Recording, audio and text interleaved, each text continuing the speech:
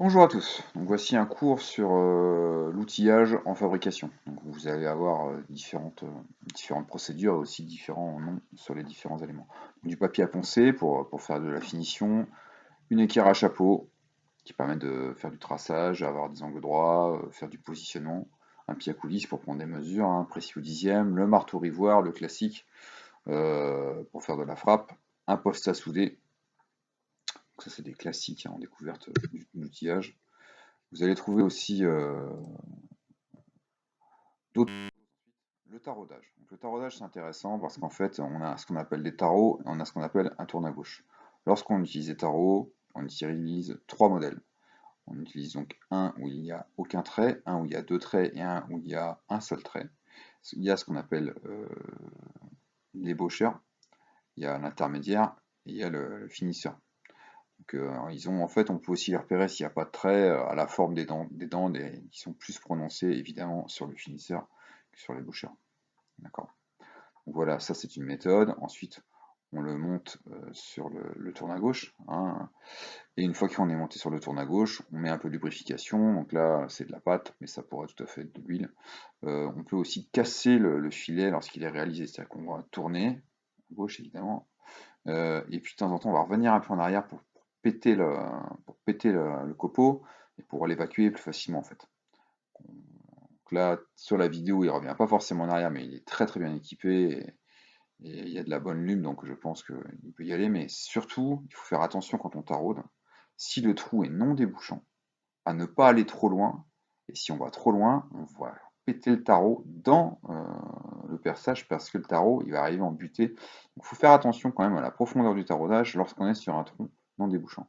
Donc là, vous avez des correspondances entre les diamètres de perçage, qui sont intéressants, et bien sûr le diamètre de tarot.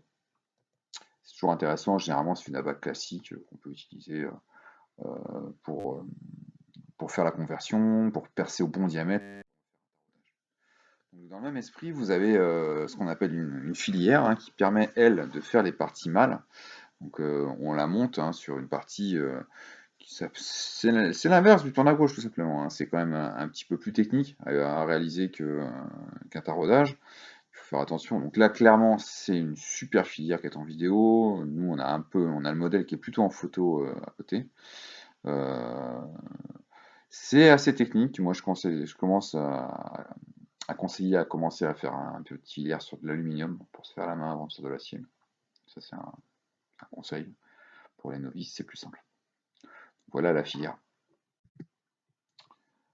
Ensuite, nous avons d'autres éléments de base, hein, le burin hein, qui va permettre de former des choses. Nous avons aussi le réglé, le poinçon, la pointe à tracer, l'acier métaux et la lime, hein, qui sont des éléments classiques hein, d'utilisation.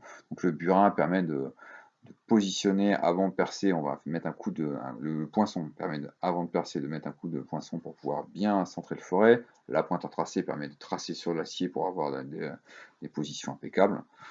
Voilà, c'est du classique. Ensuite, on va aller voir ce qu'on a. On a un outil de qui s'appelle le Trusquin, qui est un petit peu comme un pied à coulisse, qui permet surtout de prendre des différences de hauteur. Lorsqu'on veut prendre des différences de hauteur sur des pièces assez volumineuses, c'est utile. Ça s'utilise comme un organe de mesure, mais aussi ça peut servir de traceur. Au niveau de la pointe à tracer, on peut utiliser le bec comme un traceur pour tracer des hauteurs. Ça peut s'utiliser comme ça aussi. Donc ça, c'est intéressant, quoi. Et la dernière vidéo qu'on va voir concerne la perceuse à colonne.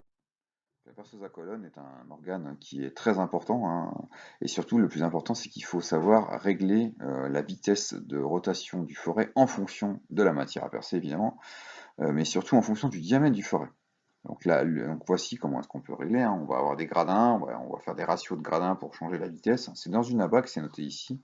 Donc vous avez la vitesse de coupe, la vitesse en tour minute et le diamètre du forêt. Donc en fait, la vitesse de coupe pour un acier classique, c'est 20, c'est une vitesse en mètres minutes, hein. Donc en fait, c'est 20. Donc en fait, il faut, en fonction de ce diamètre, changer. Ça, c'est pour un acier standard. D'accord. On change le ratio au niveau des gradins. Donc on ne peut pas percer à n'importe quelle vitesse, avec n'importe quel diamètre, sinon on va droit à l'échec. Je rappelle qu'il faut aussi utiliser la lubrification lorsque l'on perce. Donc voici pour cette vidéo sur les différents outils de fabrication à l'atelier.